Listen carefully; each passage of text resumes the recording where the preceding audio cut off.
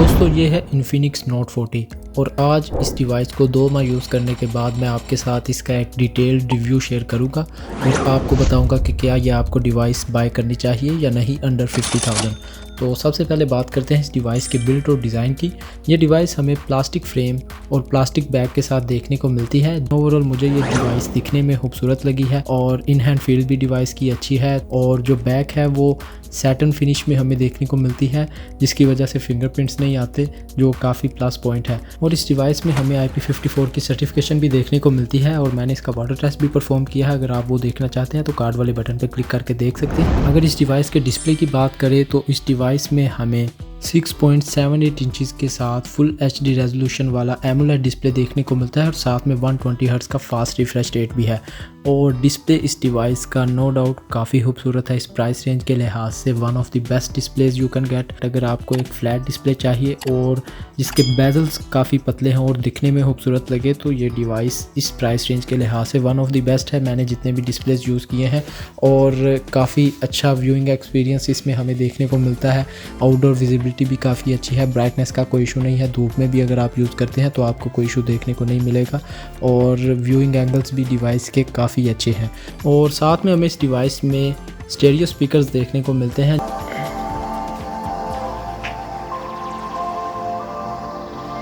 जो कि tune bye JBL है और उनका साउंड भी काफ़ी अच्छा है, जो कि इस डिस्प्ले का एक्सपीरियंस और ज़्यादा इन्हांस कर देते हैं। और वाइड वाइन L1 की भी सपोर्ट हमें इस डिस्प्ले में देखने को मिलती है।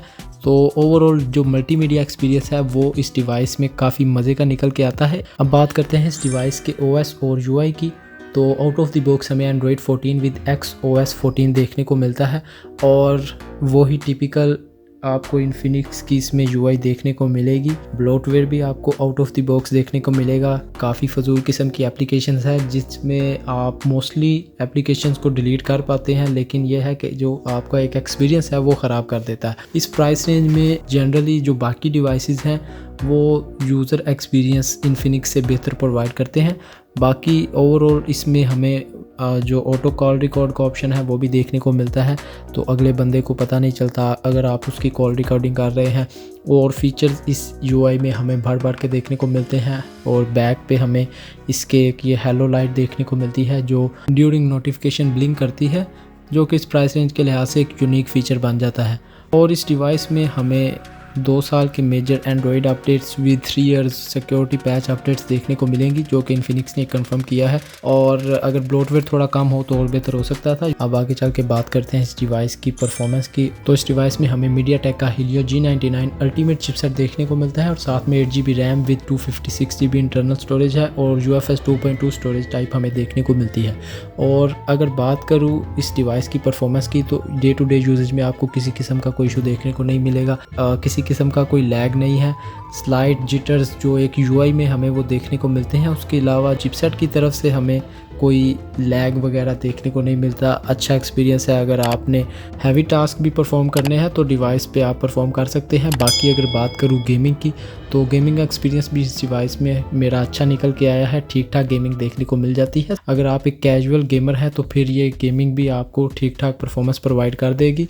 बाकी अगर तो आपको स्पेसिफिकली एक गेमिंग डिवाइस चाहिए तो फिर this device is not recommended, फिर आप कोई किट फ़ोन या फिर कोई सेकेंड हैंड फ़ोन बाय कर सकते हैं। बाकी इस प्राइस रेंज में G99 सबसे अच्छा चिपसेट है, हालांकि कई सालों से चलता आ रहा है, लेकिन G99 45-50-40 हज़ार की रेंज में एक अच्छा परफॉर्मिंग चिपसेट है।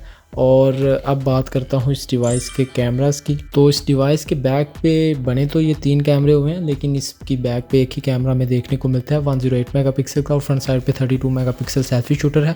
डे टाइम में बैक कैमरा से अच्छे रिजल्ट्स हमें देखने को मिलते हैं, डिटेल अच्छी है, उसके बाद डायनामिक रेंज भी अच्छी है। इस बार जो एक्सपोजर का प्रॉब्लम हमें Infinix में देखने को मिलता था वो भी काफ़ी हद तक इम्प्रूव देखने को मिला है और काफ़ी एक बेहतर इन्हांस किस्म की पिक्चर्स कंपैरेटिवली जो इनकी प्रीवियस डिवाइस हैं उनसे हमें देखने को मिलती हैं। और अगर बात करूँ सेल्फ़ी कैमरा की तो सेल्फ़ी कैमरा भी ठीक ठाक रिजल्ट्स प्रोवाइड करता है। डे टाइम अगर अच्छी लाइटिंग कंडीशन है तो आपको अच्छे डिटेल रिजल्ट्स देखने को मिल जाएंगे।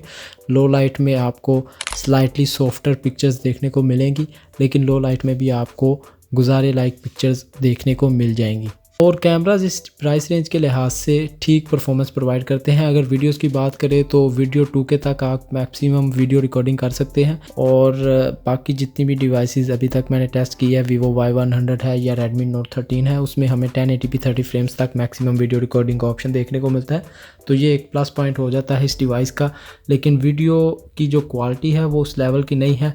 आपको अगर तो स्टेबलाइजेशन मोड आपने इनेबल किया है तो फिर ये 1080 30 फ्रेम्स तक लिमिटेड हो जाती है, लेकिन वीडियो स्टेबल हो जाती है। लेकिन अगर आपने उसको ऑफ़ किया हुआ है तो 2K तक आप जा सकते हैं, लेकिन काफ़ी शेकी वीडियोस हमें देखने को मिलती है। तो क्वालिटी इसकी इतनी खास नहीं लगी वीडियोस में। ओवरऑल अगर कैमरास की बात करूं, सम अप करूं कैमरास को, तो एक डिसेंट परफॉर्मेंस देखने को मिलती है इस प्राइस रेंज के लिहाज से। लास्ट में अगर बात करूं इस डिवाइस की बैटरी और चार्जिंग की, तो इस डिवाइस में हमें 5000 mAh बैटरी देखने को मिलती है और साथ में 45 watt wired charging with 20 watt wireless charging देखने को मिलती है। और मैगसेफ चार्जिंग है इस डिवाइस में, जो कि इस प्राइस रेंज में कोई और डिवाइस आपको नहीं प्रोवाइड कर रही, बल्कि इससे डबल प्राइस रेंज में भी आपको कोई डिवाइस प्रोवाइड नहीं कर रही। और अगर तो आप इस डिवाइस को 51,000 में बाय करते हैं तो आउट ऑफ द बॉक्स आपको एक मैगसेफ चार्जर भी देखने को मिल जाता है, जो मैग्नेटिकली आपकी डिवाइस की बैक पे अटैच हो जाता है और फ़ोन को चार्ज करता है। आप उसको एज अ पावर बैंक भी यूज़ कर सकते हैं। 3000 mAh उसकी कैपेसिटी है। तो मैं आपको ये रेकमेंड करूँगा कि अगर आप डिवाइस बाय करते हैं तो फिर आपको ये डिवाइस पावर बैंक के साथ ही बाय करनी चाहिए, क्योंकि अगर इंडिविजुअली आप उसको बाय करते हैं तो 3000 से 5000 उसकी प्राइस आपको जनरली देखने को मिलेगी ऑफलाइन मार्केट में। और इसका ये पावर बैंक वाला फ़ीचर काफ़ी यूनिक बन जाता है इस प्राइस रेंज के लिहाज से। और आप अपने फ़ोन को वायरलेसली चार्ज भी कर सकते हैं और इससे रिवर्स वायरलेस चार्जिंग भी कर सकते हैं किसी और डिवाइस की। जैसे आपके पास कोई बड्स हैं जो वायरलेस चार्जिंग सपोर्ट करते हैं, तो वो आप इसकी बैक पे प्लेस करके उनको चार्ज कर सकते हैं फ़ोन के ज़रिए।